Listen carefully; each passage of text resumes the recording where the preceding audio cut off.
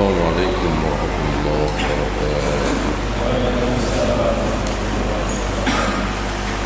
إن الحمد لله نحمده ونستعينه ونستغفره ونعوذ بالله من شرور أنفسنا ومن سيئات أعمالنا.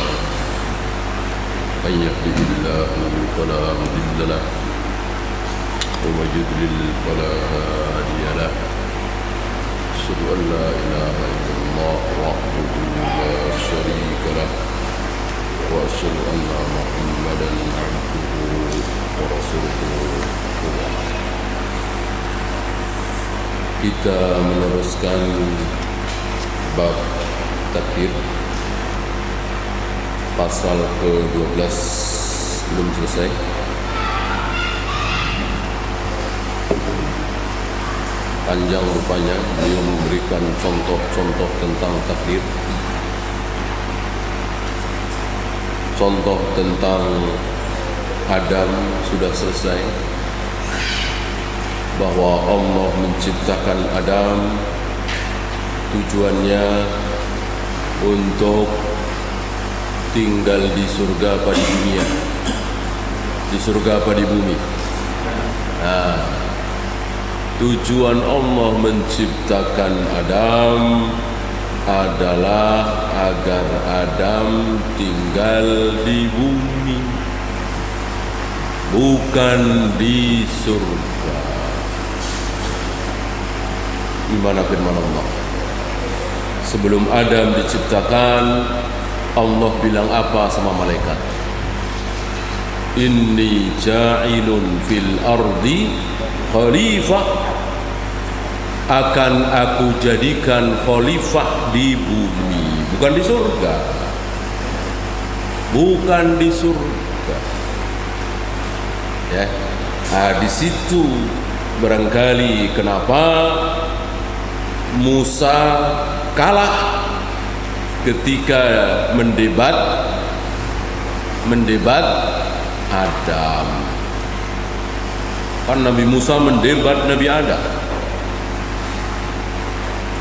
Seandainya engkau tidak mendekati pohon larangan itu, kita semua akan hidup di surga. Tidak capek-capek di bumi, mesti usaha, mencangkul, dagang, bersusah payah, berdesak-desakan di angkot, di bus, hanya untuk mendapatkan 100.000, 200.000. Coba kalau di surga, nggak ada itu semua. Kalah. Ucapan Nabi Musa ini dikalahkan oleh hujah Nabi Adam. Itu kan di hadis-hadis awal Sahih Bukhari, ya kan? Ihtajja Adam wa Musa. Nabi Musa dan Adam berdebat. Mudah sekali Nabi Adam mematahkan hujah Nabi Musa ini di alam gaib, ya, bukan di dunia. Di dunia tentu keduanya tidak bertemu. Nabi Adam meninggal, Nabi Musa belum lahir. Apa di antara hujahnya tadi? Inni ja'ilun fil ardi khalifah. Dari awal Allah berniat menjadikan Adam itu tinggal di bumi, bukan di surga. Ya. Maka Adam mendekati pohon larangan, di mana pohon itu dikatakan oleh Allah, wala taqraba hadhihi syajarah, jangan engkau mendekati pohon ini. Ya, itu perantara saja. Istilah kita ya suka-suka Allah, Allah mengatur itu semua. Intinya bahwa Allah ingin Adam nanti tinggal di bumi, bukan di surga. Jalannya seperti itu, ya.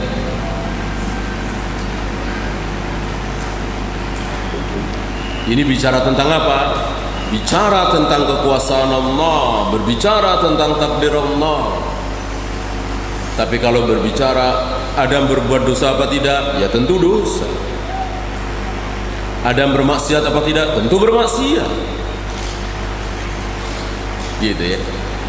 Apakah Fir'aun, Abu Jahal, Abu Lahab sudah Allah rencanakan dari bayi bahwa mereka akan masuk neraka? Iya. Mereka akan kafir? Iya.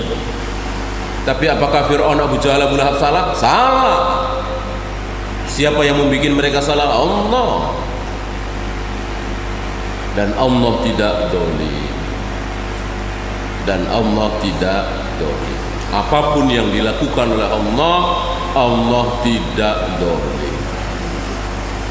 Ya, karena Allah berbuat terhadap apa yang menjadi miliknya. Motor ini bukan milik saya ambil, saya pakai, walaupun seminggu kemudian saya balikin lagi. Zalim apa tidak? Zalim. Bukan motor saya. Ya, tapi kalau motor itu motor saya, mau saya pakai kemanapun, mau saya buang, mau saya bakar, terserah saya nggak zalim. Adakah manusia, jin, makhluk yang bukan milik Allah? Ada? Ada apa enggak? Enggak ada. Segala sesuatu milik Allah. Allah berbuat apapun terhadap miliknya, ya enggak zalim.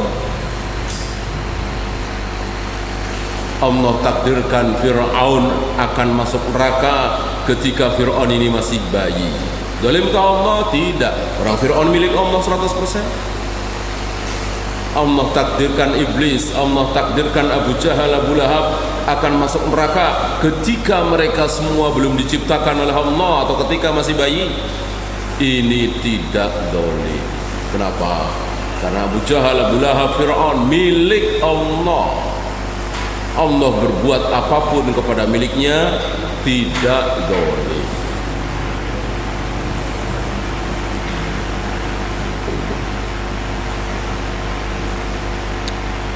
Kemudian beliau membawakan ayat huwallazi khalaqakum faminkum kafirun wa minkum mu'min.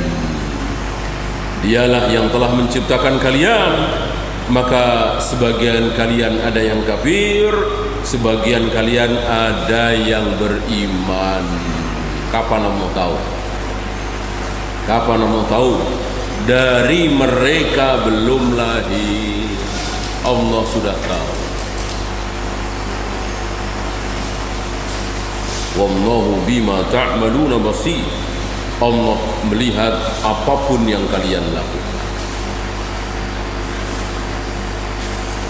Ahabba man arada min ibadihi wa syaraha sadrahu lil iman wal islam.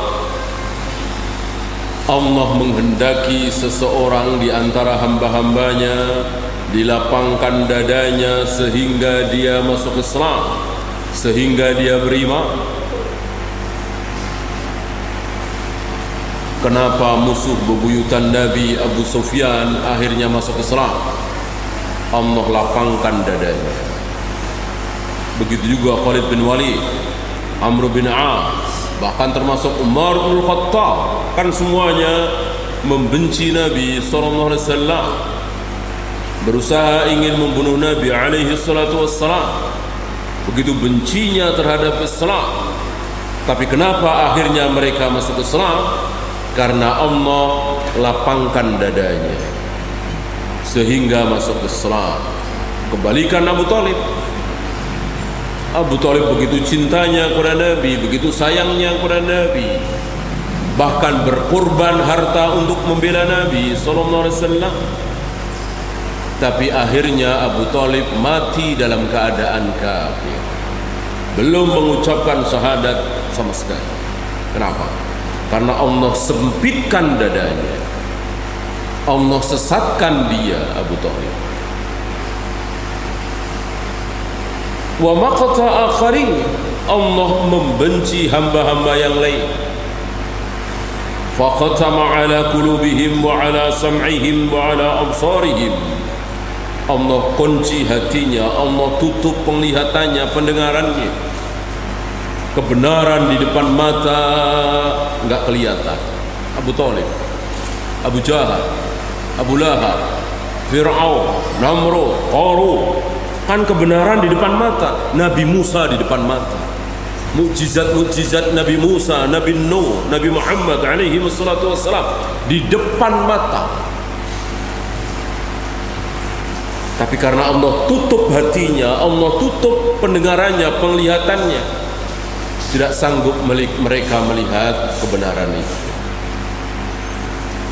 Sementara Salman jauh sekali, Salman jauh sekali, nggak ada bau-bau Arab. Salman dari Parsi, maka disebut Salman Al-Farisi. Maka kalau antum punya anak, jangan kasih nama Salman Al-Farisi, ya, Salman aja, Salman Al-Kemenyani, ya, itu benar, Al-Ciganjuri, ya. Al-Farisi bohong, lahir di Jakarta kok, dari Parsi, ya.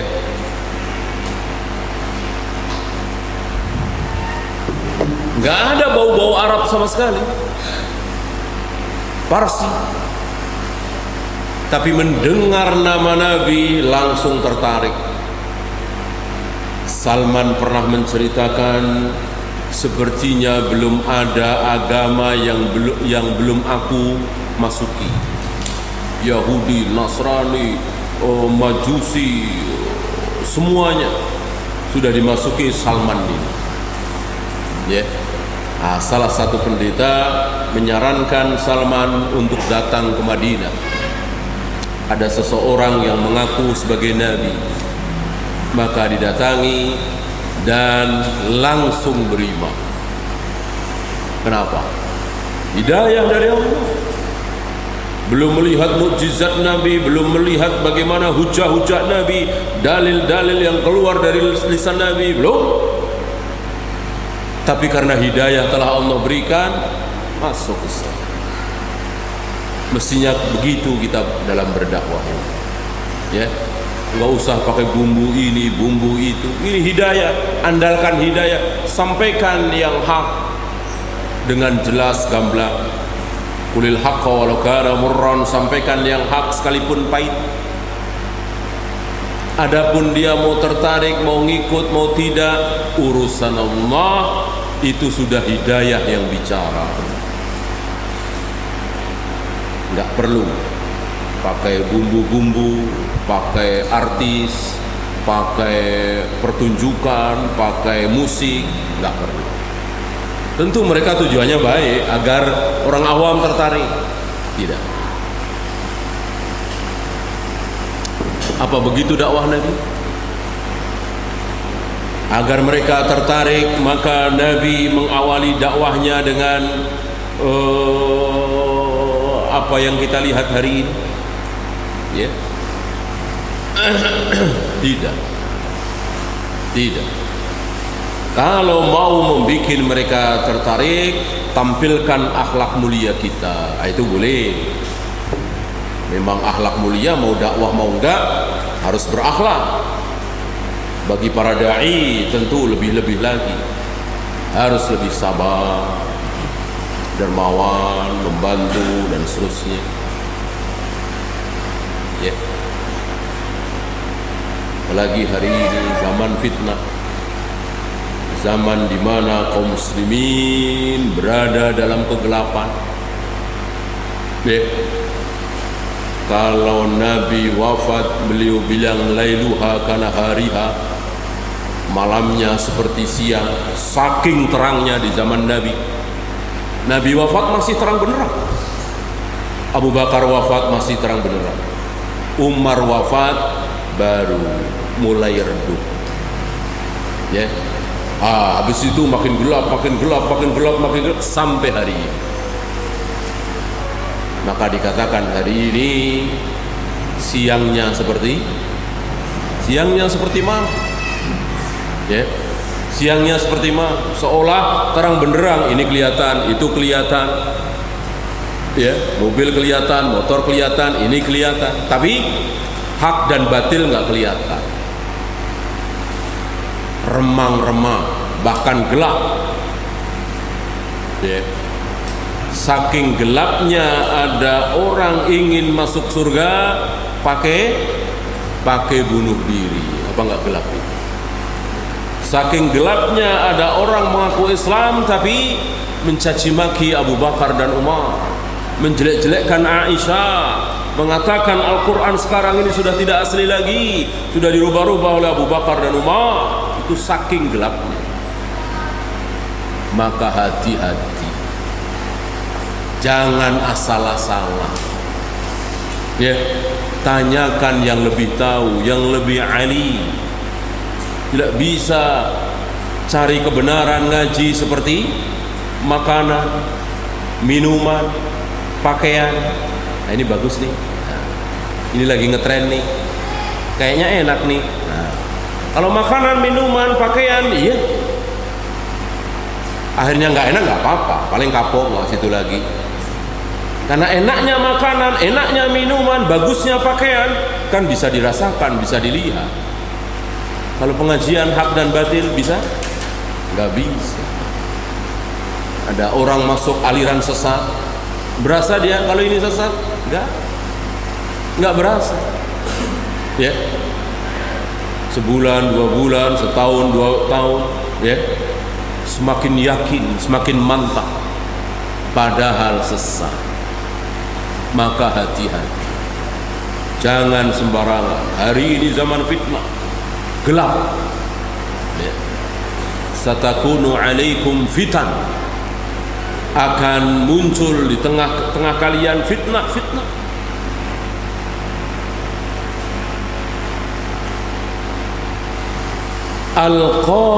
Al-qa'imu fiha khairum minal qa'id. Al-qa'id fiha khairum minan na'id. Orang yang duduk terhadap fitnah itu dia buruk. Yang berdiri, yang tidur lebih baik. Tidur terhadap fitnah itu lebih baik daripada duduk. Yang duduk lebih baik dari yang berdiri. Yang berdiri lebih baik dari yang berlari. Maksudnya apa? Ketika muncul fitnah, yang terbaik adalah pejamkan mata kita, tutup telinga kita. Jangan ikut-ikutan. Fitnah demokrasi, fitnah HAM, fitnah gender, ini semuanya fitnah. Yang terbaik apa? Tutup mata kita, tutup telinga kita. Agar apa? Nggak ikut-ikutan sedikit pun. Termasuk demokrasi, jangan pernah ikut-ikutan sedikit pun. Demokrasi fitnah. Gimana nggak fitnah? Suara rakyat, suara Tuhan. Rakyat disuruh memilih pemimpin. Mana ada Rasul mengajarkan rakyat memilih pemimpin? Pemimpin itu dipilih oleh ahlul halli wal aqdi, oleh orang-orang alim. Siapa yang memilih Abu Bakar jadi khalifah? Umar, Abu Ubaidah bin Jarrah, Sa'ad bin Ubadah, beberapa orang Ansor dan Muhajirin, paling belasan orang di Saqifah Bani Sa'idah. Ibnu Abbas saja nggak ikut-ikutan, Ibnu Mas'ud nggak ikut-ikutan, Abu Hurairah, Aisyah nggak ikut-ikutan. Kenapa? Karena ada yang jauh lebih alim. Sangat-sangat tidak demokratis pemilihan Abu Bakar sebagai khalifah. Umar lebih-lebih lagi. Umar menjadi pemimpin, menjadi khalifah, sangat-sangat tidak demokratis. Siapa yang menunjuk Umar menjadi pemimpin? Satu orang. Siapa dia? Abu Bakar. Abu Bakar mengatakan, jika aku meninggal, maka yang akan menggantikan aku menjadi khalifah adalah Umar. Diam semua. Bagaimana demokrasi? Tentu bertentangan dengan ini. Seluruh rakyat berbondong-bondong dikasih hak memilih, satu orang satu suara.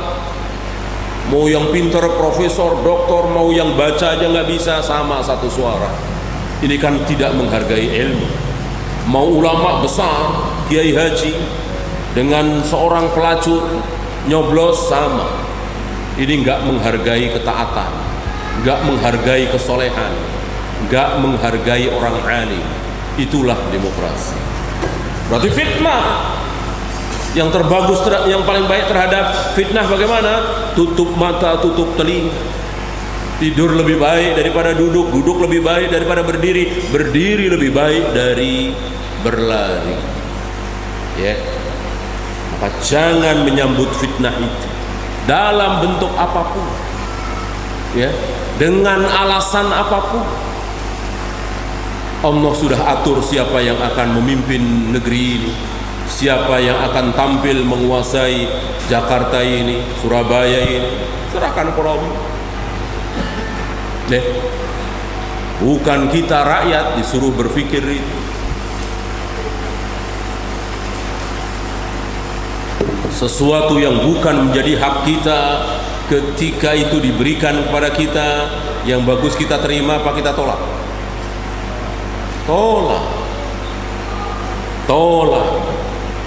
Ya, saya nggak berhak jadi imam di masjid ini karena memang saya bukan imam itu dan saya merasa tidak sanggup.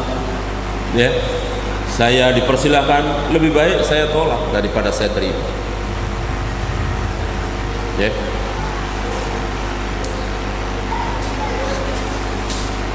termasuk kita. Kan kita diberi hak untuk memilih.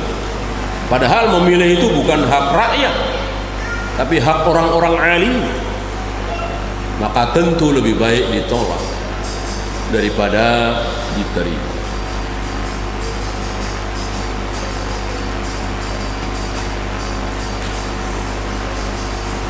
Falayahtadu abada, maka mereka tidak mendapatkan hidayah selama-lamanya, sesat selama-lamanya. Orang sesat adalah orang yang telah disesatkan oleh Allah. Sesat dia. Ya. Jangan pernah mengatakan orang sesat adalah karena dia malas-malasan, karena dia kurang tekun, karena dia kurang hormat kepada tetangga, kepada orang tua. Satu-satunya jawaban yang benar, orang sesat karena apa? Karena dia disesatkan oleh Allah. Orang dapat hidayah karena apa? Karena dia diberi hidayah oleh Allah. Itu satu-satunya jawaban yang tepat. Ya. Karena hidayah dan kesesatan tidak ada tanda, tidak ada firasat, tidak ada. Ya. Jadi kalau melihat bocah kayak gini nih, ya, tekun, rajin, pengertian, sayang sama adiknya, ini tanda-tanda dapat hidayah. Betul? Tidak betul. Tidak betul. Sebaliknya, anak kita bandel, nggak mau sholat, ngomong jorok segala macam. Tapi kalau Allah di kemudian hari kasih hidayah, dapat hidayah. Nggak ada tandanya, nggak ada cirinya. Maka tidak boleh kita gegabah, tidak boleh kita merasa aman, pun tidak boleh kita tidak punya harapan. Ya, harus dipadukan antara khauf dengan roja, antara ketakutan dengan harapan.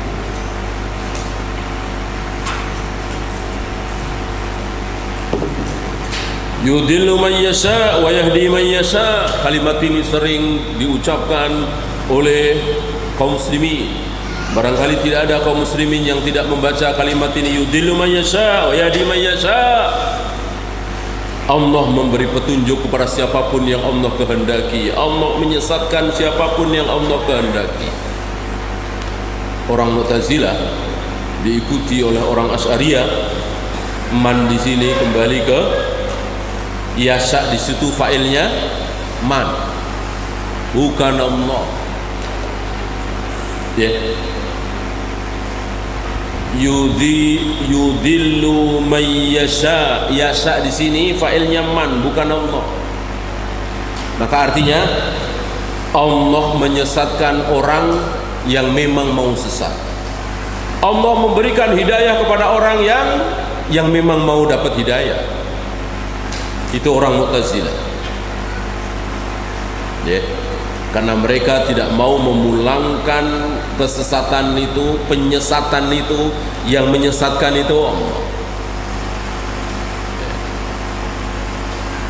Tentu ini menyalahi secara kaidah bahasa dan menyalahi secara kenyataan sehari-hari. Allah menyesatkan orang-orang yang memang maunya sesat. Emang ada orang mau sesat? Ya. Kalau mau zina ada, mau minum khamar, mau mabuk, mau nyuri, mau korupsi ada. Kalau mau sesat, saya tahu Islam itu satu-satunya agama yang benar, yang hak. Tapi saya nggak mau yang benar. Saya mau yang sesat saja. Saya masuk Kristen. Apa ada orang begitu? Tentu nggak ada. Ketika dia masuk Kristen, tentu dia meyakini Kristen ini benar. Walaupun mungkin dia tidak menyalahkan Islam, minimal dia yakin Islam benar, Kristen juga benar, Buddha juga benar, Hindu juga benar. Kalau dia yakin hanya Islam yang benar, tapi dia nekat ikut aliran sesat, dan dia tahu itu sesat, dia masuk ke agama kafir, dia tahu itu kafir, nggak ada. Maka batil apa yang difahami oleh orang-orang Mu'tazilah ini. Allah menyesatkan orang-orang yang memang orang itu maunya sesat. Allah memberikan hidayah kepada orang-orang yang memang mau dapat hidayah. Nggak ada orang yang mau sesat, nggak ada orang yang tidak mau hidayah. Ya.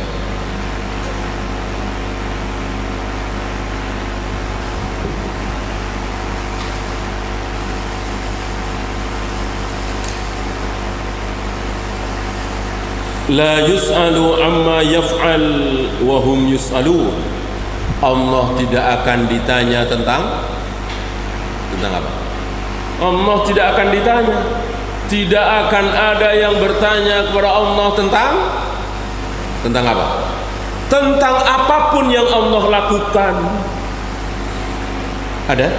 Jibril nanya kepada Allah, ya Allah, kenapa engkau sesatkan iblis? Bukankah iblis itu dulu hamba yang soleh, yang taat, yang berilmu? Ya Allah, kenapa engkau sesatkan Abu Thalib? Padahal pembela Nabi, habis hartanya untuk membela Nabi alaihi salatu wassalam. Ada pertanyaan seperti itu? Tidak ada. Tidak ada yang akan bertanya kepada Allah tentang apa yang Allah lakukan. Ya. Maka ucapan para malaikat, ataj'alu fiha may yufsidu fiha wa yasfiku dima, akankah engkau jadikan di bumi itu makhluk yang akan membuat kerusakan dan menumpahkan darah? Ini bukan pertanyaan yang minta pertanggungjawaban, tapi karena nggak tahu. Kalau tadi kan minta pertanggungjawaban, kenapa engkau sesatkan dia ya Allah? Ya, terserah Allah.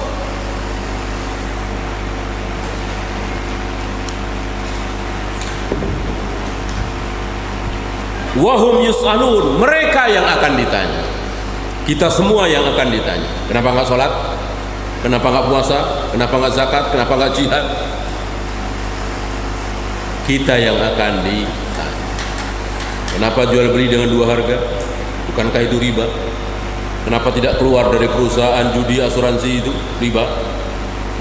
Allah yang akan bertanya, bukan Allah yang ditanya.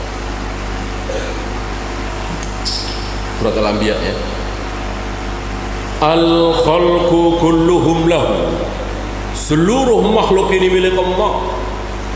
Dari Jibril, Mikail, Israfil, Iblis, Fir'aun, seluruh makhluk yang ada di jagat raya alam semesta milik Allah. Yaf'alu fi khalqihi ma yurid, Allah berbuat terhadap makhluknya terserah apa yang disukai oleh Allah. Si fulan Allah takdirkan pintar, cerdas, jenius, dan Allah kasih rezeki sedikit, kerja di tempat yang gajinya sedikit. Sementara si A tidak jenius, tidak pintar, tapi Allah luaskan rezekinya. Mungkinkah? Mungkin. Mungkin. Tidak ada kalau pintar pasti kaya, tidak.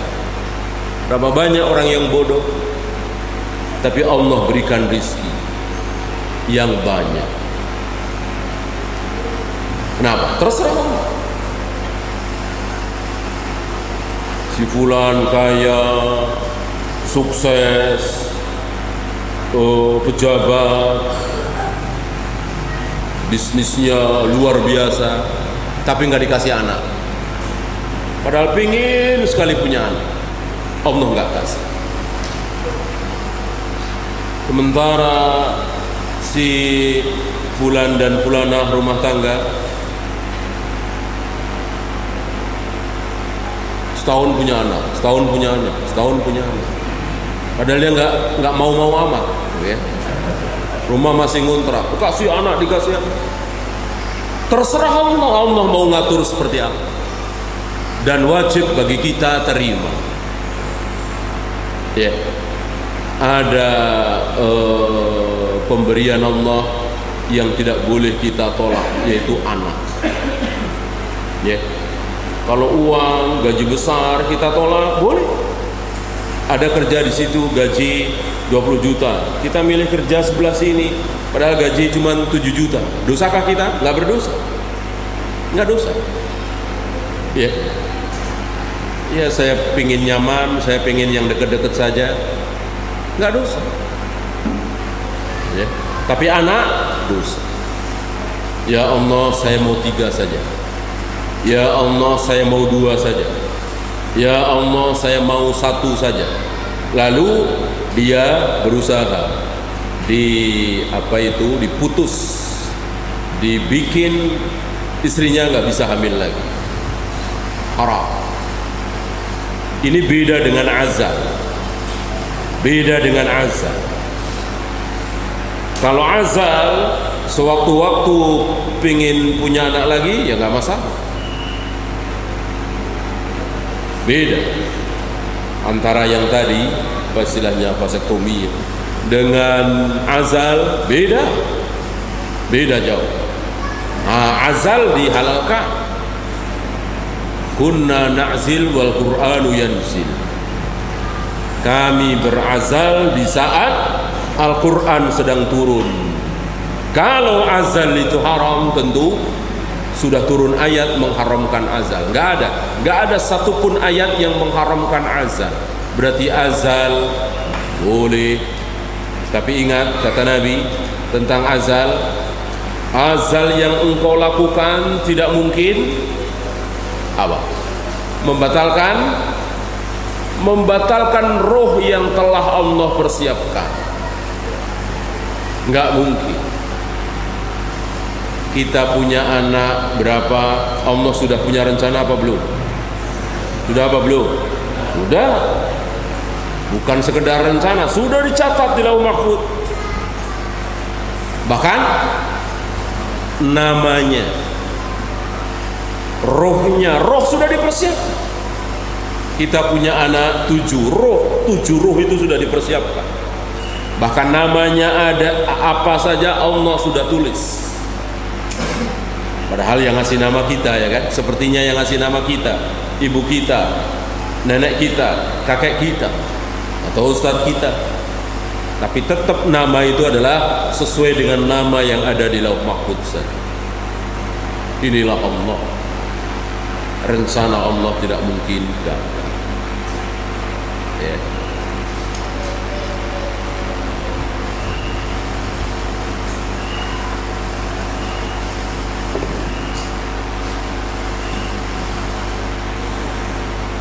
Mungkinkah seseorang berumah tangga Allah telah rencanakan punya anak 7, berhubung dia KB vasektomi akhirnya cuma 2 anaknya? Mungkinkah? Tentu tidak mungkin. Berarti Allah bodoh. Berarti Tuhan tidak maha kuasa. Rencana Allah kalah dengan rencana kita. Allah merencanakan kita punya anak 7, sudah dicatat. Kita merencanakan punya 2 saja. Maka ketika sudah punya anak 2, vasektomi. Mosok Tuhan dikalahkan oleh manusia? Mosok kekuasaan Allah kalah oleh kekuasaan kita? Ketika seseorang KB vasektomi akhirnya anaknya cuma 2, berarti ya memang itu rencana Allah. Kalau Allah merencanakan 7, mustahil cuma 2. Paham ya? Dari sini ketika antum KB, ketika antum berusaha, ketika antum akhirnya gagal, yakini inilah takdir Allah, qadarullah. Ya.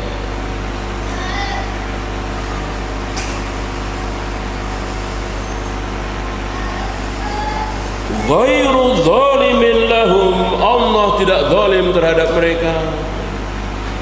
Allah zalim terhadap Fir'aun, Allah zalim terhadap Iblis, Allah zalim terhadap Abu Jahal Abu Lahab. Karena Allah telah rencanakan dari Abu Jahal Abu Lahab bayi bahwa Abu Jahal Abu Lahab harus kafir, harus masuk neraka. Tidak. Kenapa tidak? Tadi sudah kita bahas. Ketika seseorang memperlakukan miliknya sesuai dengan kemauan dia, zalimkah dia? Tidak. Yang zalim itu terhadap yang bukan terhadap miliknya. Terhadap miliknya tak zalim. Semuanya milik Allah, akan diperlakukan apa oleh Allah, terserah Allah, Allah tidak zalim. Jalla dzikruhu ayyunsaba rabbuna ila dzulmi. Maha suci Allah kalau sampai Allah mempunyai sifat zalim, tidak ada.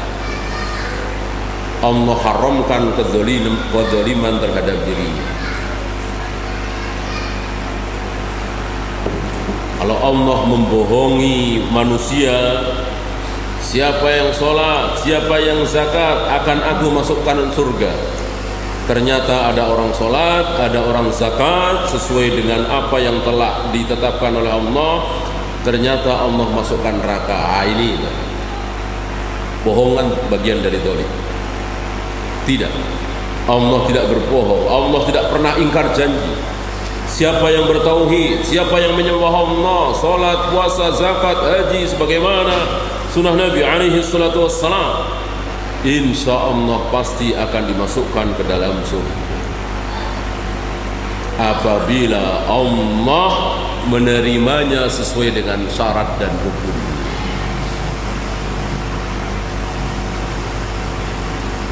Wa amma Rabbuna azza wa jal falahu ma fis samawati wa ma fil ardi wa ma bainahuma.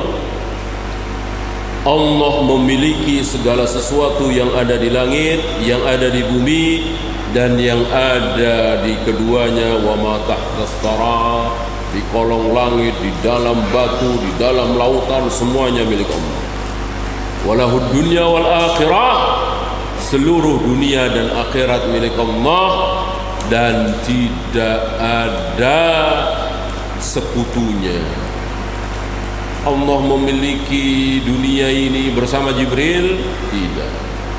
Allah memiliki surga neraka bersama Malik Israfil? Tidak.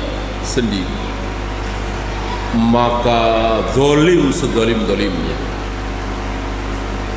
Beberapa tarekat sufiyah yang mengatakan bahwa Rasulullah ikut andin. Rasulullah ketika wafat, dari dalam kuburnya beliau bisa melihat kita umatnya, bahkan bisa mengatur. Rasulullah bisa mengatur begini, begitu, begini. Ini sezalim-zalim ucapan syirik. Syirik yang tidak ada pada diri Abu Jahal Abu Lahab. Abu Jahal, Abu Lahab saja meyakini bahwa satu-satunya yang mengatur jagat raya alam semesta hanya Allah. Itu keyakinan Abu Jahal, Abu Lahab. Abu Jahal, Abu Lahab, kesalahan bukan di rububiyah, kesalahan Abu Jahal, Abu Lahab di uluhiyah. Nah, lihat, sebagian tarekat sufiyah salah dalam hal rububiyah, meyakini bahwa wali-wali yang sudah mati itu bisa ikut mengatur dunia, memberikan rezeki, menolong kita. Maka sebagian kaum muslimin yang jatuh ke dalam syirik ini, mereka ketika berada dalam kesempitan rezeki, berada dalam bahaya, menyebut-nyebut nama syekhnya yang sudah mati, waliyadzubillah, termasuk menyebut-nyebut Rasulullah. Lihat saja kata-kata ya Allah, ya Rasulullah. Pernah dengar nggak anda dari mereka? Sorry, ya Allah, ya Rasulullah, ya Rasulullah. Salawat-salawat itu ya Rasulullah. Rasul sudah wafat, tidak boleh dipanggil-panggil. Panggillah Allah satu-satunya, ya Rabb, ya Allah, Allahumma. Bolehkah ada panggilan lain? Tidak boleh.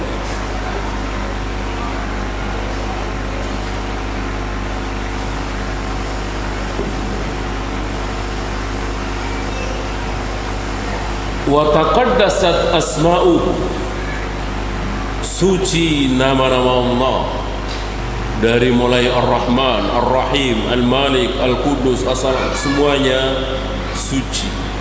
Tidak ada yang kotor, tidak ada kedzaliman, tidak ada yang buruk.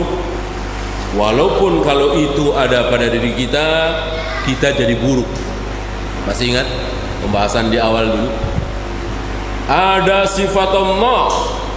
Ketika sifat Allah itu ada pada diri kita, kita jadi buruk. Biasanya kan baik. Allah mendengar apa tidak? Mendengar. Kita juga mendengar kan? Kita mendengar baik, Allah mendengar juga baik. Allah melihat, kita melihat, dua-duanya baik. Allah hidup, kita hidup, dua-duanya baik. Allah pintar, di antara kita banyak yang pintar, dua-duanya baik. Kalau bodoh kan nggak baik. Sekarang ada sifat Allah yang baik, tapi kalau sifat itu menempel pada diri kita, jadinya nggak baik. Apa dulu, masih ingat? Sombong. Allah memiliki sifat sombong. Tidak ada di jagat raya alam semesta ini yang sombong seperti Allah, tidak ada. Lihat Al-Quran, Sunnah, berisi penuh dengan kesombongan Allah, membesarkan dirinya, memuliakan dirinya, mengagungkan dirinya, dan itu baik. Masa Allah suruh merendahkan diri? Akulah satu-satunya Tuhan yang nggak bisa apa-apa. Masa begitu? Ya, bukan Tuhan namanya. Tuhan tentu menyombongkan dirinya, membesarkan dirinya. Akulah satu-satunya Tuhan yang menciptakan segalanya. Akulah satu-satunya yang bisa menghidupkan, yang bisa mematikan, yang menurunkan hujan, membagi rizki. Siapa yang aku beri hidayah tidak akan sesat. Siapa yang aku sesatkan nggak mungkin dapat hidayah. Ini semua kan berisi penuh kesombongan Allah, dan itu baik, itu tidak buruk, karena Allah memang Tuhan Rabbul Alamin, memang harus sombong. Nah, ketika sifat sombong itu menempel pada diri kita, akulah satu-satunya yang membangun pesantren ini. Kalau nggak ada saya, nggak akan jadi pesantren ini.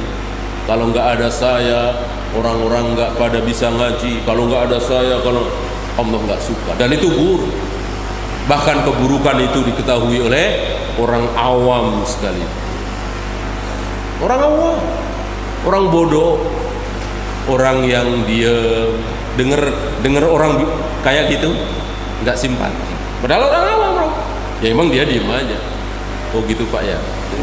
Tapi nggak enak, nggak simpati dia. Ya. Wah, antum kan agak protes ya. Enggak, ke siapa? Kalau orang awam ini enggak, dia diam, iya, tapi dalam hati enggak simpati. Gitu. Allah membikin manusia lari dari sifat sombong. Maka biasanya orang sombong ngaku enggak? Biasanya orang sombong itu ngaku enggak kalau dia sombong? Enggak. Ya. Kalau orang emosian, temperamen itu banyak yang ngaku. Banyak. Saya nggak ikut-ikutan, saya takut emosi, saya orangnya emosian. Nah, ngaku dia, ya, ngaku dia, penakut kan nggak baik, ngaku dia, enggak, saya penakut orangnya, ngaku dia, padahal kan nggak baik, penakut nggak baik, emosian nggak baik, tapi ngaku. Kalau sombong, saya kira nggak ada yang ngaku. Nah, saya kan sombong orangnya, nah, nggak ada begitu kan, nggak ada begitu. Ya. Walaupun dia sedang menceritakan kesombongan dia, kalau nggak ada saya nggak jadi, bukan saya sombong ya, nah gitu. Padahal dia sedang sombong, kalau nggak ada saya mana mungkin jadi masjid ini. Dia sedang sombong, tapi dia bilang bukannya sombong ya, nah, bukannya sombong gimana, emang sombong itu Pak. Dia nggak ngaku sombong, itu Allah membuat manusia lari dari sifat sombong.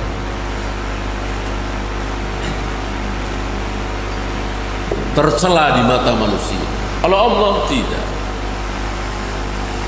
Apalagi sifat baik pada diri Allah, tapi kalau itu menimpa diri kita, ada pada diri kita, menjadi tidak baik. Nggak banyak memang. Selain sombong, ada satu lagi, suka dipuji. Allah paling suka dipuji. Maka Allah perintahkan kita ketika sholat, ketika ruku, ketika sujud, tahiyyat, berdiri, sa'i, tawaf, umroh, haji, berisi pujian-pujian terhadap Allah. Dan Allah mengatakan tidak ada yang menyukai pujian seperti apa. Kita tidak baik apabila kita suka dipuji, mencari-cari pujian, tidak baik.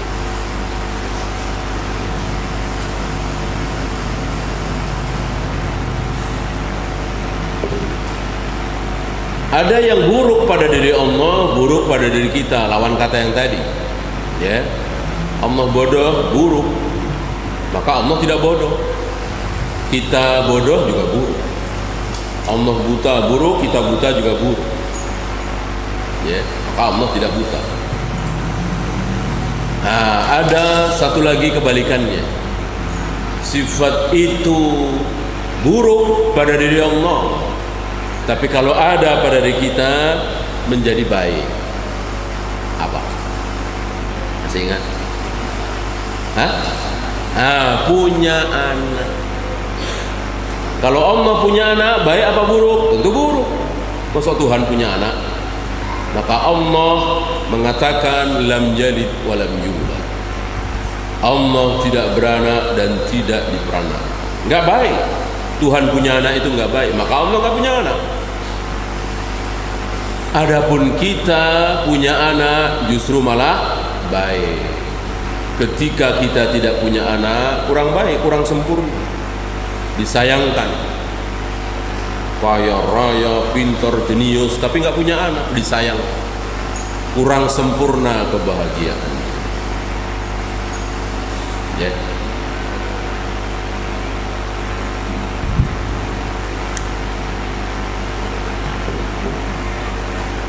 Ahabbat ta'ata min ibadih.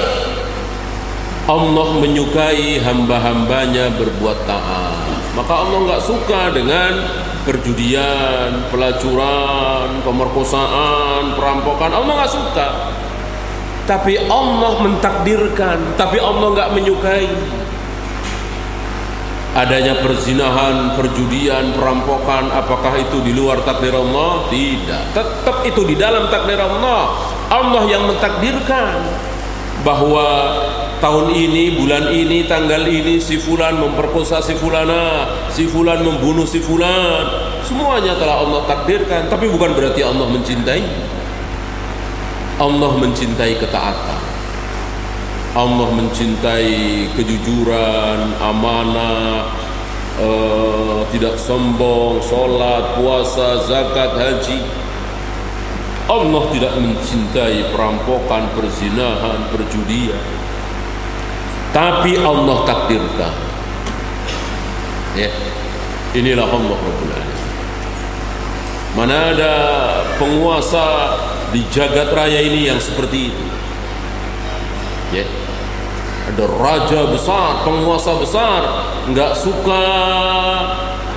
suka patung, tapi nyuruh para pemahat bikin patung, kan nggak mungkin. Ya. Allah seperti itu. Allah membenci perjudian, perzinahan, tapi Allah takdirkan ada yang berzina, ada yang berjudi. Kenapa?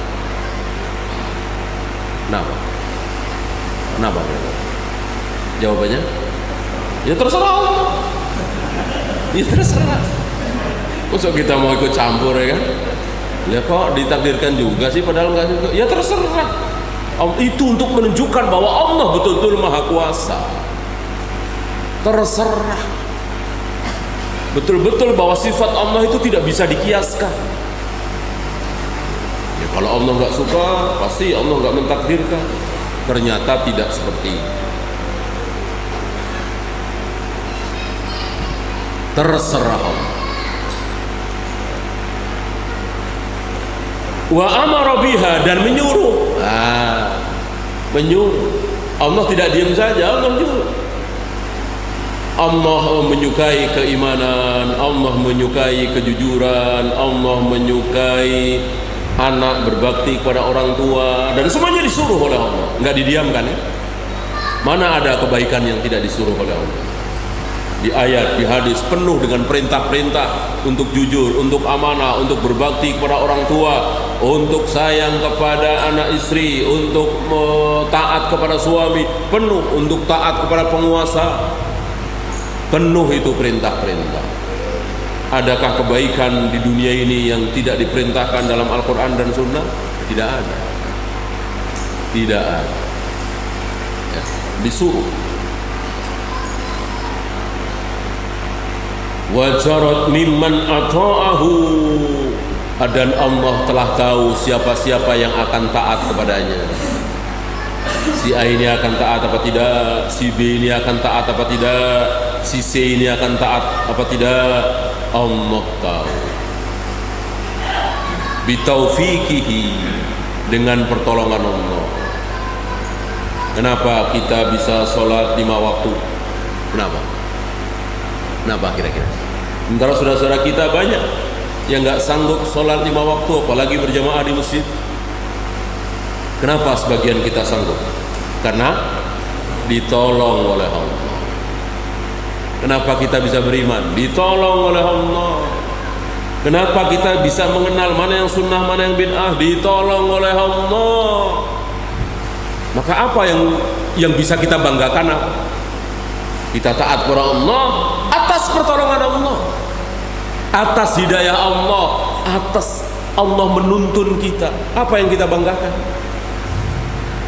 Ya, maka pantaskah kita mengatakan, ya Allah saya sudah sholat, ya Allah saya sudah puasa, ya Allah saya sudah zakat, ya Allah teman sekantor pada korupsi semua saya enggak, ya Allah.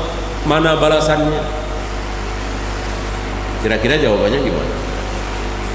Ya, yang bikin engkau sholat siapa? Nah, yang bikin engkau puasa siapa? Yang bikin engkau tidak korupsi siapa? Kan aku, Allah. Gak ada. Ya, maka mintalah surga, mohonlah selamat dari neraka. Bukan hitung-hitungan. Saya sudah begini ya Allah, mana balasannya? Saya sudah begini ya Allah, mana balasannya? Ya, Allah yang menolong kita. Ya.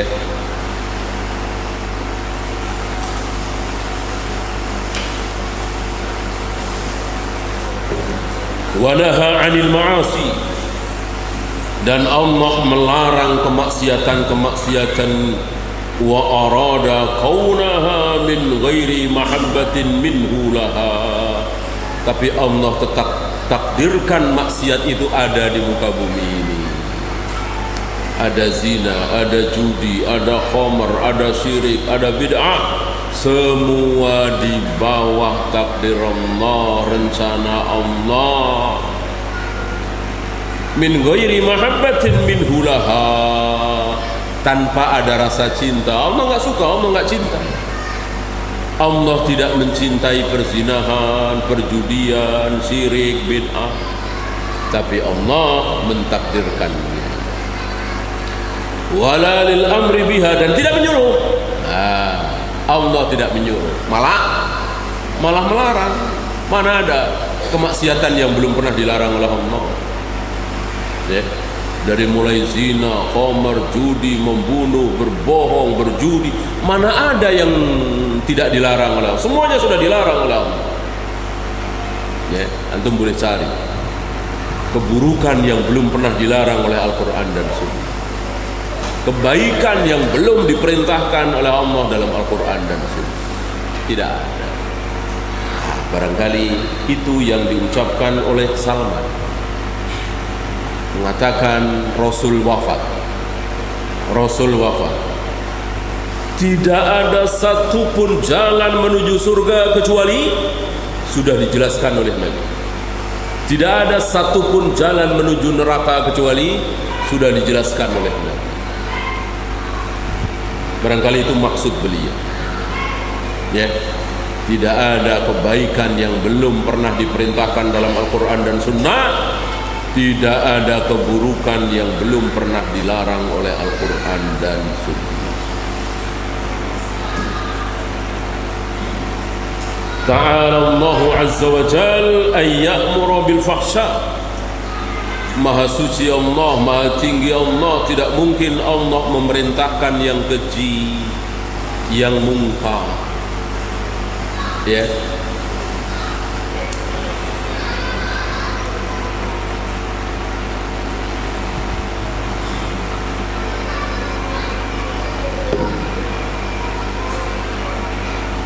وجل ربنا وعز أن يجري في ملكه ما لم يرد أن يجري.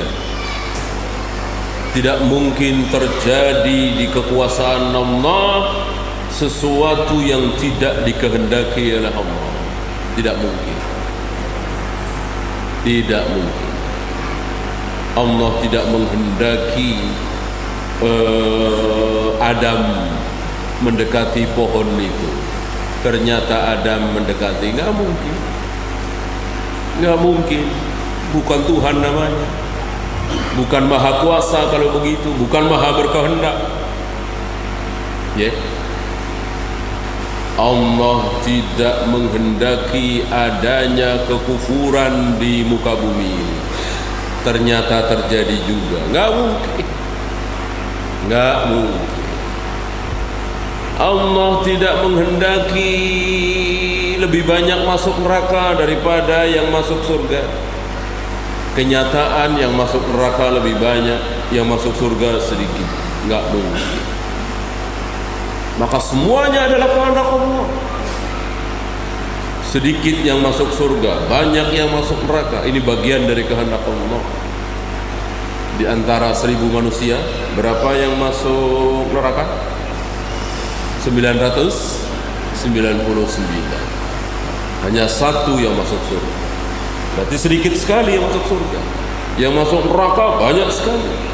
Kehendak siapa? Tentu kehendak Allah.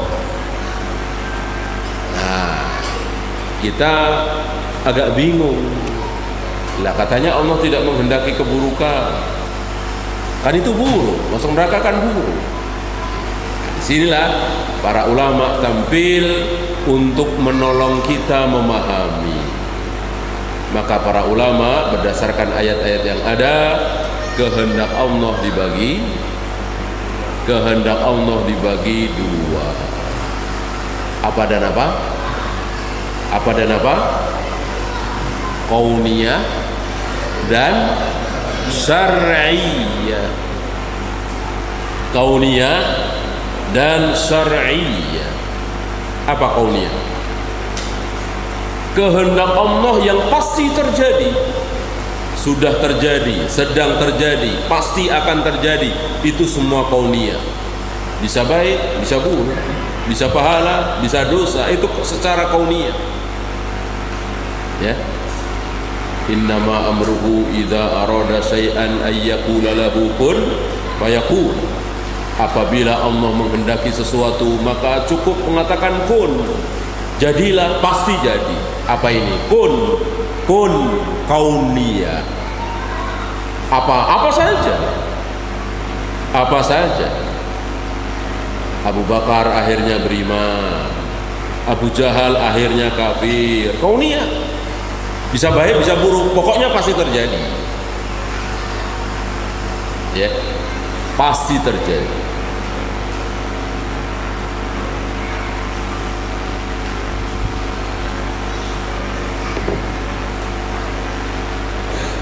Satu lagi kehendak apa tadi? Syar'iyyah. Kalau kauniyah pasti terjadi, kalau syar'iyyah pasti baik. Pasti baik. Belum tentu terjadi. Apakah Allah menghendaki manusia beriman? Iya. Iya. Semua manusia beriman? Tidak. Itu syar'iyyah. Apakah Allah menghendaki manusia berzina? Tidak.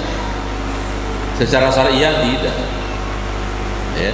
Kenyataan banyak yang berzina. Apakah Allah menghendaki kaum muslimin berkubang dalam syirik dan bid'ah? Secara syariah tidak. Allah tidak menghendaki keburukan-keburukan itu. Ya.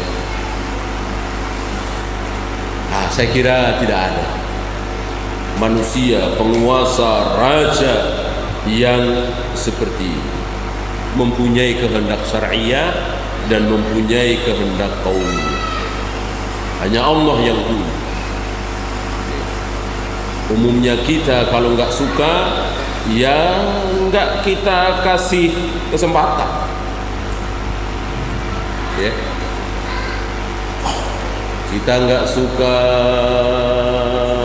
musik, kita nggak kasih kesempatan orang untuk mendengarkan musik. Ya. Kita nggak suka suara gaduh, kita nggak kasih kesempatan orang untuk bersuara gaduh. Itulah Allah tidak. Allah nggak suka syirik bid'ah, tapi Allah berikan kesempatan orang untuk berbuat syirik dan bid'ah. Inilah Allah Rabbul Alamin.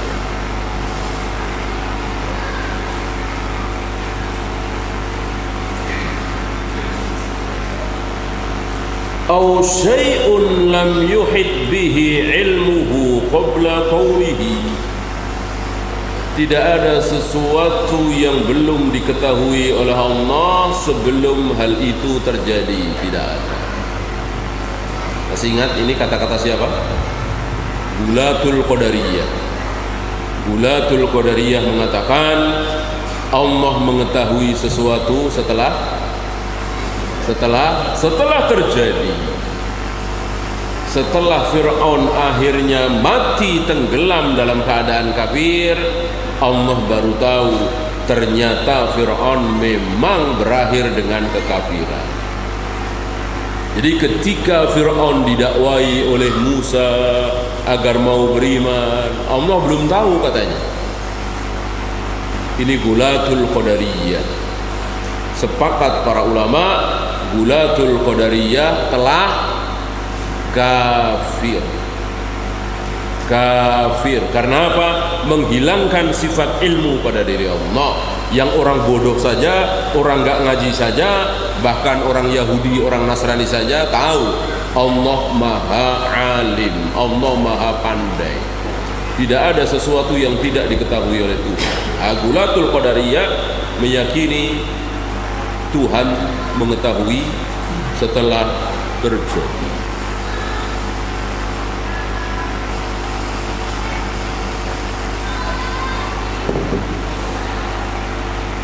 qad alima mal khalqu amilun qabla an yakhluqahum. Allah mengetahui apa yang akan dilakukan seseorang sebelum orang itu diciptakan. Apa yang akan dilakukan oleh Fir'aun, Abu Jahal, Abu Lahab ketika mereka semua masih bayi, masih ada di perut ibunya, Allah sudah tahu. Wa ba'da ayyahluqahum, dan setelah Allah menciptakan mereka,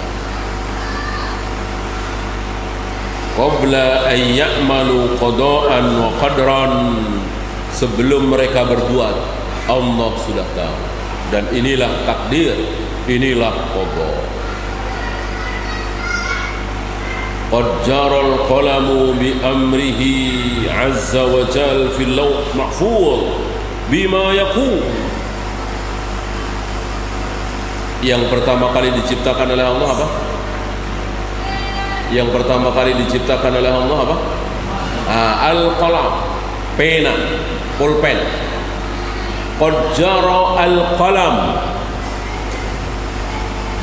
pena itu telah menulis di lauh mahfuz apapun yang akan terjadi.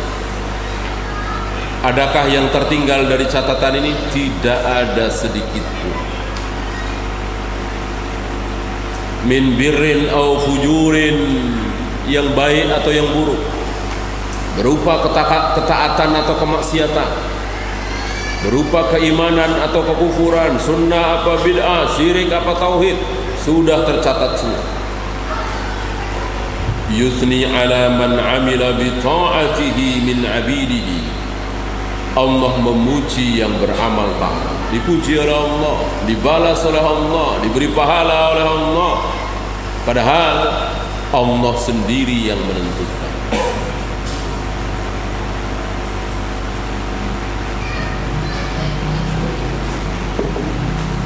Tapi masih dirahasiakan sebelum dilakukan, masih dirahasiakan. Ya, maka Allah tidak memberitahukan kepada malaikat, ini bayi, tulis nanti ya, pahalanya sekian, dosanya sekian. Sudah belum? Sudah belum? Belum. Belum. Ya. Malaikat pencatat, ini fulan ini sekarang masih bayi, tolong tulis pahalanya sekian, dosanya sekian. Sudah belum? Belum. Belum. Kalau amal dia mau berzina minum, iya, tapi belum ditulis dosanya, belum ditulis pahalanya. Ini salah satu keadilan Allah. Yang sudah ditulis apa? Rizki. Tulis rezekinya sekian, tulis umurnya sekian. Kalau dia sering menyambung silaturahim, tambah jadi sekian. Ya. Tulis dia sakit sebulan, tahun 2010. Tapi kalau dia banyak sedekah, cukup 2 hari saja, misalnya. Ada begitu. Ya. Dan itu sesuai dengan dalil bahwa sedekah bisa menyembuhkan penyakit, bahwa silaturahim bisa memanjangkan umur, ya, bahwa berdoa bisa menolak bala, ya. Timpakan kebakaran rumahnya tahun 2015, tapi kalau dia sering berdoa, batalkan, ya, atau kebakaran sedikit, ya. Nah, ini yang boleh kita sikapi.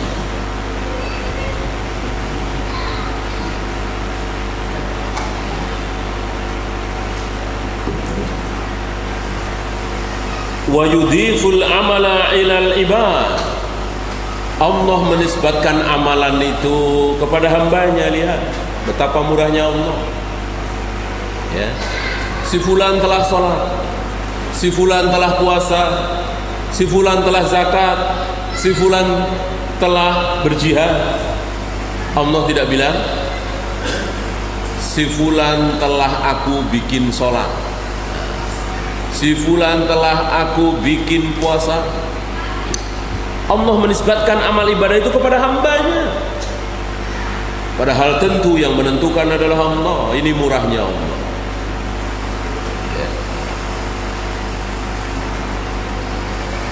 Wa yu'idduhum 'alaihi al-jazaa' al-'adzim.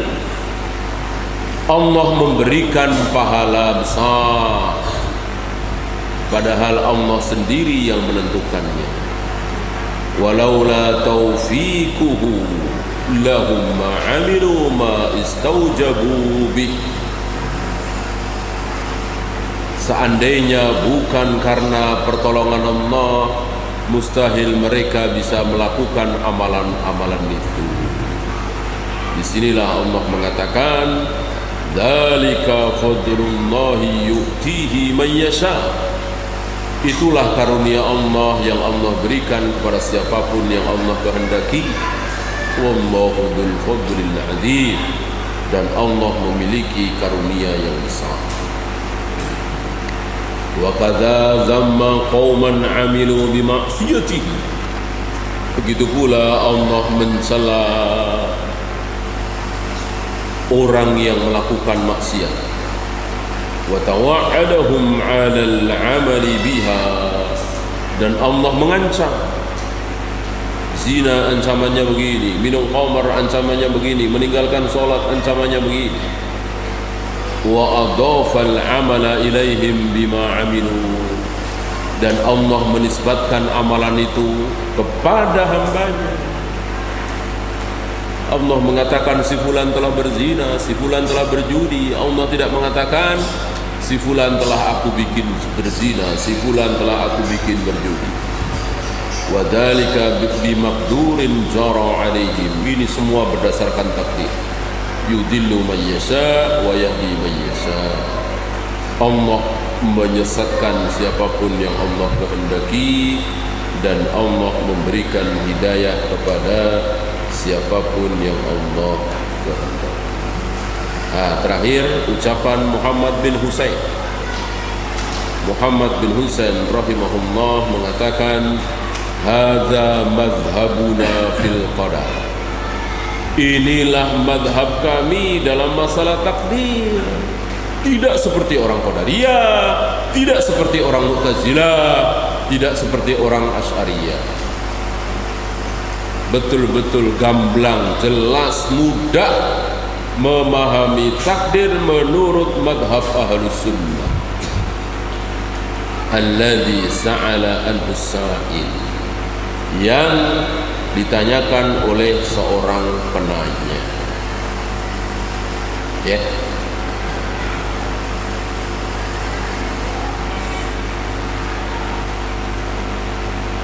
Ya, itu saja. Ada pertanyaan? Silakan.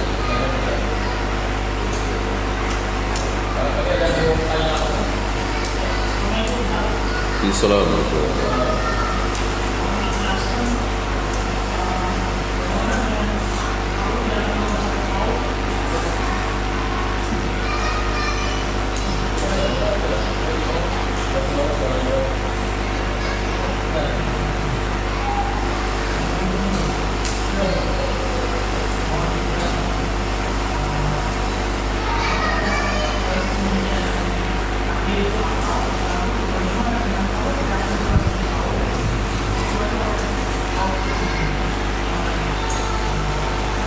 Inna Allah la yughayyiru ma biqaumin hatta yughayyiru ma bi anfusihim.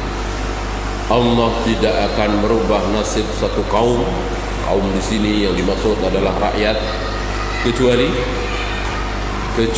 kaum tersebut, rakyat tersebut yang merubah diri mereka sendiri. Kalau kita terus malas-malesan kerja, jualan dari jam 8 pagi, tutup jam 10, padahal yang lainnya sampai sore, mau habis mau enggak pulang, ya, terus dia enggak mau merubah, ya udah begitu, ya, mestinya dia merubah. Masa jualan jadi cuma 2 jam, sementara masih banyak pembeli nanti jam 11, jam 1, jam 2, jam 3, rubah ya. Nah sekarang mungkinkah dia bisa merubah tanpa izin Allah? Mungkin nggak? Nggak mungkin. Dia bisa merubah karena apa? Allah tolong dia. Kalau Allah nggak tolong, ya nggak mungkin dia bisa merubah. Iya kan? Allah nggak tolong. Lihat saudara-saudara kita yang tahu bahwa sholat itu baik, sholat itu wajib, sholat itu berpahala, tapi sampai hari ini masih nggak sholat, masih nggak berjamaah. Padahal dia tahu. Jawabnya kenapa? Dia tidak ditolong oleh Allah. Dia tidak ditolong oleh Allah. Ya, di sini maka kita tidak boleh menyombongkan usaha kita. Ya. Kalau mau pasti bisa, asal kita mau pasti bisa. Emang yang jadi Tuhan siapa? Kan yang menentukan bisa atau tidak kan Allah Rabbul Alamin. Itu sombong. Sebagian ucapan para motivator itu ada sifat-sifat sombong. Pasti bisa, pasti bisa. Enggak boleh. Ya. Kalau Allah nggak tolong, nggak mungkin bisa kita walaupun sujud 1 kali. Allah nggak tolong kita, sujud nggak bisa. Bahkan Abu Thalib mengucapkan la ilaha illallah Muhammadur Rasulullah nggak sanggup. Kenapa? Allah nggak tolong dia. Gitu. Maka yang bisa kita lakukan adalah berusaha. Tapi haram mengatakan bahwa dengan usaha pasti saya bisa, nggak boleh. Usaha kita pasti sia-sia kalau Allah tidak menolong kita. Ya. Allah.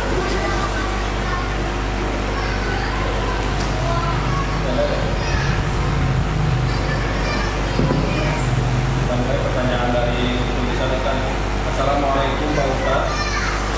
Orang Islam tidak boleh dipimpin oleh orang kafir. Andai kata nanti ada pemilu di DKI, ada 2 calon, satu calon agamanya Islam, satu calon kafir. Bagaimana tindakan saya selaku orang Islam?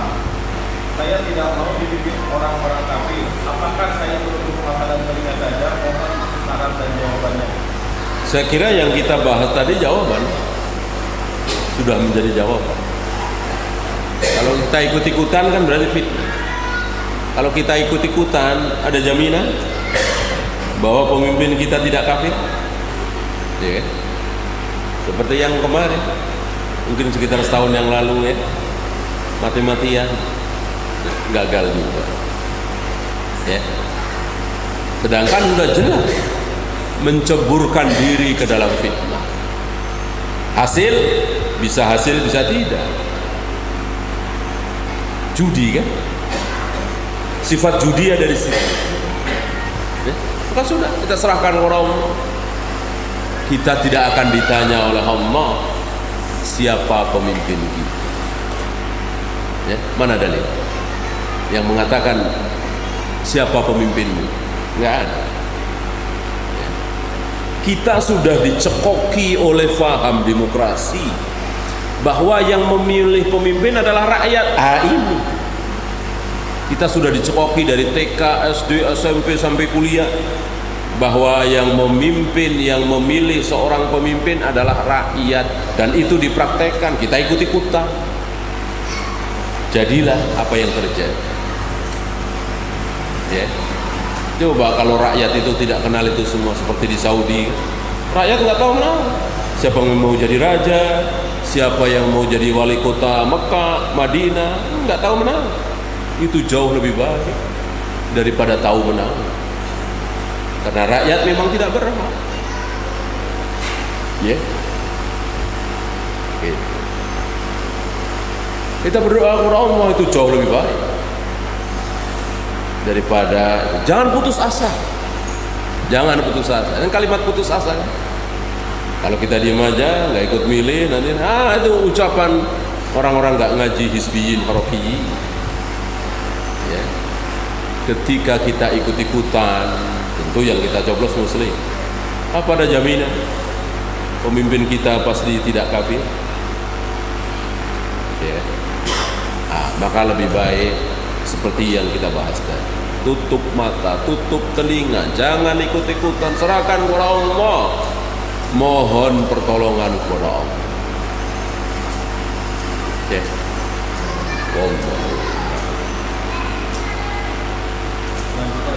Assalamualaikum. Bila sudah bertingkat-tingkat, bisakah suami istri bertemu ke situ beda tingkatan? Tidak ada yang tidak bisa di surga. Tidak ada yang tidak bisa di surga. Walakum fiha ma tashtahi anfusukum walakum fiha ma tad'un. Apapun yang kalian kehendaki pasti terlaksana. Ya. Maka enggak usah berpikir terlalu teknis. Suami saya kan hafal Al-Quran, sunnah, sementara saya baru saja masuk Islam misalnya, nggak tahu apa-apa. Kan nggak mungkin seandainya sama masuk surga, surga saya dengan surga suami saya pasti beda. Ntar nggak ketemu dong. Nggak usah lah mikir secara teknis seperti itu. Ya kan? Sama dengan istri itu bersama dengan suami terakhir. Iya kan? Kalau suami terakhir aja menceraikan dia, nanti istri ini akan bersama siapa? Ini pun masalah teknis, nggak usah dipikirkan. Kita kembali kepada kaidah ayat tadi, walakum fiha ma tashtahi anfusukum walakum fiha ma tad'un. Apapun yang kita inginkan di surga pasti terlaksana. Kita pengen ketemu dengan istri kita, ya bisa. Kita pengen ketemu dengan suami kita, ya pasti bisa. Pengen ketemu dengan mantan suami, pasti bisa. Pengen ketemu dengan mantan istri, pasti bisa. Kalau nggak bisa, iya berarti nggak pengen. Berarti nggak pengen. Allah bikin kita nggak pengen. Gitu, ya. Maka seorang yang masuk surga, melihat ibunya di neraka, dia pengen nggak ibunya masuk surga? Ini. Ada seseorang masuk surga, dia masuk Islam, ibunya, keluarganya masih Kristen semua, akhirnya masuk neraka. Dia masuk surga, dia tahu ibunya, ayahnya, keluarganya masuk neraka. Dia pengen nggak ayah ibunya masuk surga? Jawabnya nggak pengen. Nggak pengen. Yang ada nyukurin, syukur. Dulu kan ibu saya ajak masuk Islam, kenapa nggak mau? Syukur. Yang ada nyukurin. Kalau sedih, batal ayat tadi. Walakum fiha ma tashtahi anfusukum walakum fiha ma tad'un. Apapun yang diingini oleh penduduk surga pasti terlaksana.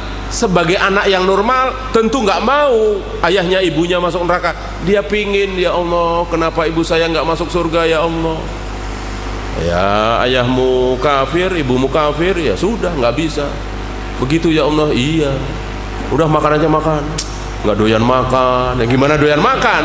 Orang ibunya disiksa di neraka, nggak doyan minum. Nggak ada begitu. Tidak ada kasih sayang, tidak ada keberpihakan kecuali karena Allah itu di surga. Hubungan darah suami istri, anak dengan ibu ayah hilang. Kasih sayang yang bukan karena Allah hilang, dihilangkan oleh Allah. Maka kasih sayang antara anak dengan orang tua, antara suami dengan istri, satu suku, satu bangsa, hilang semua. Yang ada karena iman, karena Allah itulah tauhid. Ya. maka tidak ada kesedihan di sana. Apapun yang diinginkan pasti terlaksana. Antum pernah dengar hadis Nabi ditanya tentang surga, di surga ada anu enggak? Di surga ada anu enggak? Di surga ada anu enggak? Pernah Nabi jawab tidak ada gitu? Enggak ada, selalu ada. Selalu bisa. Ya. Kan ada petani bertanya kepada, "Ya Rasul, apakah di surga masih bisa bertani?" Nabi jawab, "Bisa." Ya. Pagi nanem, belum sore sudah panen. Nah. Ada pedagang, "Ya Rasul, apakah di surga masih bisa berdagang?" Nabi jawab, "Bisa." Ya, baru gelar dagangannya, enggak lama langsung habis. Ya, namanya pedagang kan hobinya dagang. Ya, ya sayang aja enggak ada yang nanya, "Ya Rasul, apakah di surga bisa balapan F1?" Nah, misalnya nggak ada yang nanya. Kalau ada yang nanya, insya Allah ada. Nggak ada yang nggak ada. Ya, bisa naik pesawat, ya, nabrak gunung, pesawat hancur, tapi kita nggak kenapa-kenapa. Nggak ada yang jawab nggak bisa. Walakum fiha ma tastahi anfusukum, walakum fiha ma tad'un. Wallahu a'lam. Assalamualaikum Ustaz. Apakah termasuk safar jika bepergian dari Jakarta ke Puncak? Dan wanita kalau pergi ke seperti itu apa perlu mahram? Iya, secara uruf, iya Jakarta ya. Jakarta, Bekasi, Pasar Minggu, Condet, Celilitan ke Puncak secara uruf saya kira safar. Ya. Kecuali dari Bogor mungkin ya. Kecuali dari mana, Cilengsi, Cibubur mungkin ya. Kita kembali kepada uruf. Kita kembali kepada uruf. Secara uruf dari Jakarta ke Puncak sudah safar. Saya kira ini difahami oleh para asatid ya. Ketika mereka daurah di Puncak, saat dari Jakarta semuanya mengkosong. Ya. Kecuali Ustaz Yazid karena beliau memang Bogor ya. Safar ya. Safar ya harus dengan mahram. Mengenai anak-anak mengambil ilmu atau menuntut ilmu, apakah harus dari ustaz yang bergelar atau pandai berbahasa Arab? Tidak, itu kan menolong saja ya, gelar. Ya berapa banyak profesor, doktor, tetapi manhajnya rusak, akidahnya rusak, ya. Yang mengatakan bahwa jenggot itu bukti kebodohan seseorang, itu doktor bukan? Doktor, ya kan? Ucapannya seperti itu. Ya. Jadi gelar enggak jaminan. Ya. Antum tahu gelar Syekh Albani? Profesor Dr. Muhammad Nasruddin Albani begitu? Profesor Dr. Syekh bin Bas? Nah, para profesor doktor murid-murid beliau. Ya. Jadi gelar ini bukan jaminan bahwa dia telah meluluskan satu ilmu akademi tertentu. Mungkin sudah hafal Bulughul Maram, sudah hafal Riyadhus Shalihin bersama syarahnya, dikasih gelar doktor, mungkin ya. Tetapi secara manhaj, secara akidah kan beda lagi ya. Kesikohan itu beda lagi. Maka jangan jadikan gelar-gelar tersebut sebagai patokan ya. Kita jadikan kesikohan, ilmu, amal.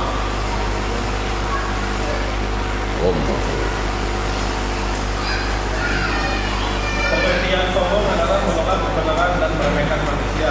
Apakah sombong yang tadi disampaikan mengenai Allah memiliki pengertian yang sama?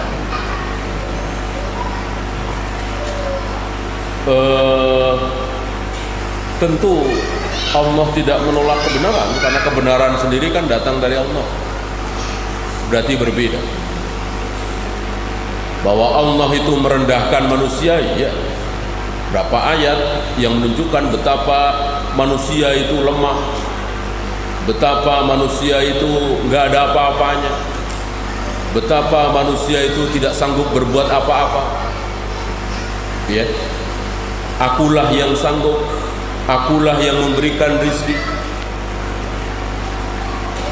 Kalian semua pasti telanjang, kecuali yang aku kasih pakaian.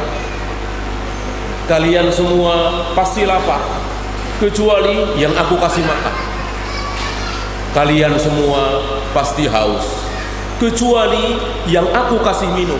Lihat, berarti betul-betul direndahkan manusia itu oleh Allah, memang rendah. Ya, dan inilah sombong, kesombongan yang hak, karena Allah yang sombong. Adapun menolak kebenaran tentu tidak, karena kebenaran itu milik Allah. Masa Allah menolak dirinya sendiri? Ya, nah, maka dikatakan oleh Nabi, al-kibru batarul haq wa qamtun nas. Ada dua di sini, menolak al-haq dan merendahkan manusia.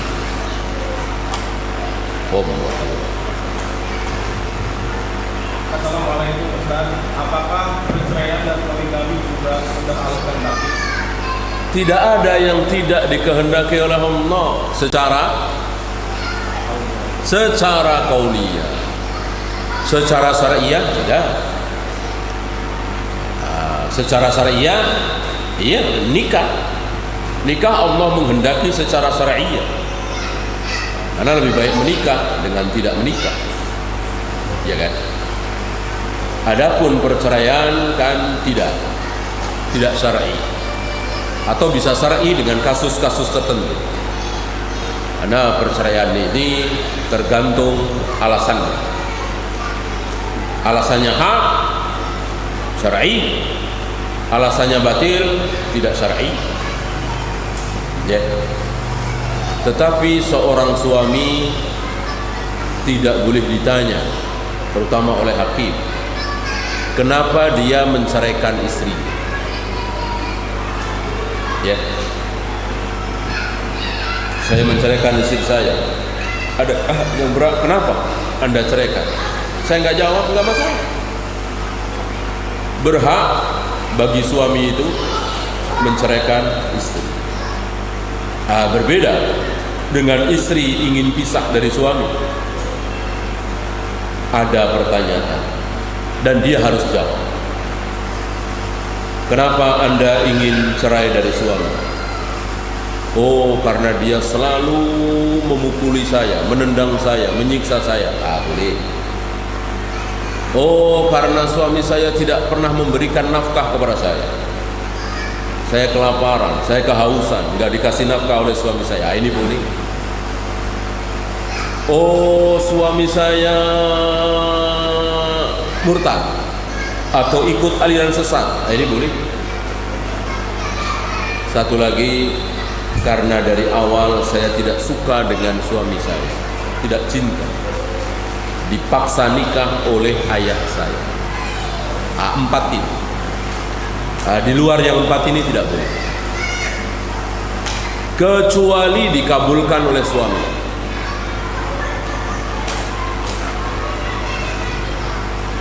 Dengan mengembalikan mahar.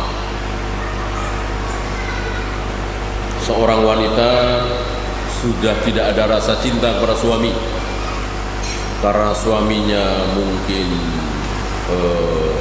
tidak pernah sholat misalnya, atau suaminya banyak alasan lah ya. Intinya perempuan ini ingin pisah dari suaminya, tapi suami masih memberikan nafkah, belum murtad. Awalnya suka sama suka. Maka si istri boleh menyerahkan mahar dulu kepada suami. Bang, ini mahar abang dulu yang diberikan ke saya. 10 juta saya kembalikan. Terus ngapain? Tolong ceraikan saya. Bagaimana selanjutnya? Selanjutnya terserah siapa? Terserah istri apa terserah suami? Terserah suami. Suami yang diperlakukan seperti itu oleh istrinya, yang dimintai hulu oleh istrinya, maka suami ada 3 kemungkinan. Kemungkinan pertama, ya, mana maharnya dan aku ceraikan engkau. Ini kemungkinan pertama. Kemungkinan kedua, enggak, aku enggak akan ceraikan engkau. Ya sudah. Jadi tadi cuma permohonan dulu tadi. Ya. Yang ketiga, boleh aku ceraikan engkau, tapi tolong tambah, jangan 10 juta doang. 15 kayak 17. Boleh. Suami boleh minta tambah. Boleh tawar menawar. 15 banyakkan 13 Bang ya. Boleh. Bahkan Imam Malik mengatakan tidak ada satupun ulama yang mengharamkan suami mengambil seluruh harta istri dalam rangka khuluk, walaupun ini bukan akhlak yang baik. Secara akhlak kurang baik, secara hukum boleh. Jadi, ada seorang sahabiah, ini ada di Sahih Bukhari, aku minta huluk kepada suamiku dan aku serahkan maharku, dan suamiku mengambil seluruh hartaku, aku berikan, hanya tersisa ikatan rambut. Hanya tersisa ikatan rambut yang tidak diambil. Dari sini keluar hukum seperti ini. Wallahu a'lam.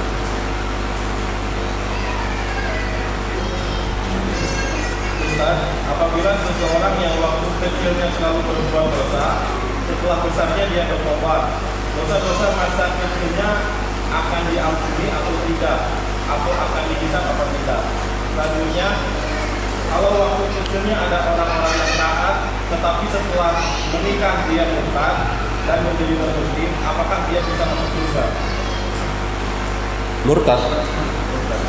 Murtad nggak mungkin masuk surga. Murtad, kafir, non-muslim nggak mungkin masuk surga, kecuali, ini bahasa Allah ya, kecuali ada unta masuk lubang jarum, hatta yalijal jamalu fi sammil qiyam. Selagi belum ada unta bisa masuk lubang jarum, nggak mungkin orang kafir itu masuk surga, kekal di neraka selama-lamanya. Bagaimana anak kecil yang nakal, yang berbuat maksiat, yang nggak sholat, yang telanjang, buka aurat, kecil, dosa apa tidak? Ya nggak dosa, ya nggak dosa. Apalagi dia tobat, jadi nggak tobat pun, misalnya dari kecil memang terus nakal sampai gede nakal, maka dosanya dihitung dari dia balik. Waktu kecil, umur 8 tahun, 7 tahun, dia nakal, dia kurang ajar, berbuat maksiat, tidak ditulis sebagai dosa.